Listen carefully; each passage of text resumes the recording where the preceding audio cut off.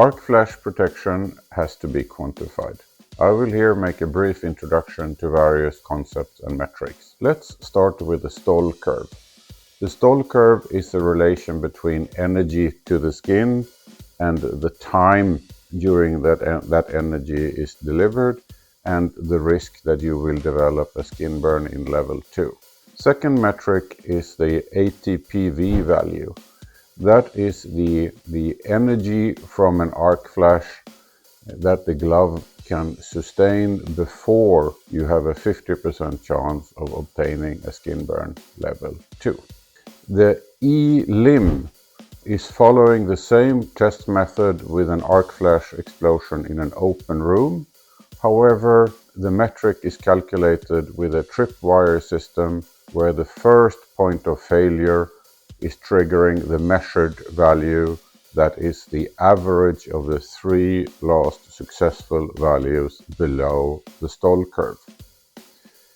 EBT is the energy to break through.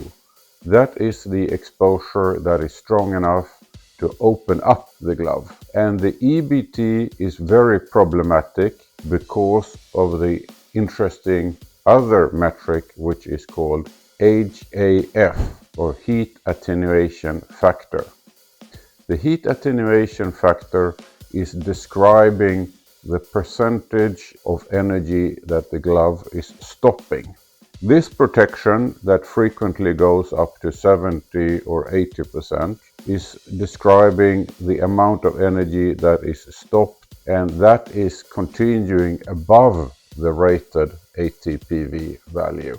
At Eureka, we are also using a more conservative metric compared to the ATPV, but a statistically stronger value than the ELIM. This is the Eureka in-house method of ATPV with a 20% probability to cross the stall curve. This information is available on our customer page. The final metric for today is the box test.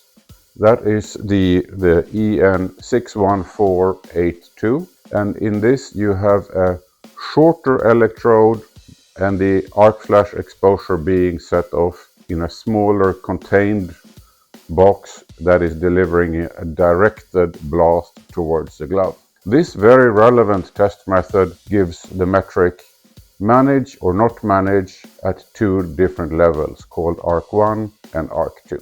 Hopefully this presentation of the various metrics gives you a better understanding, and neither of all these metrics can each and alone describe the full complexity of the arc flash explosion or its protection. Many thanks.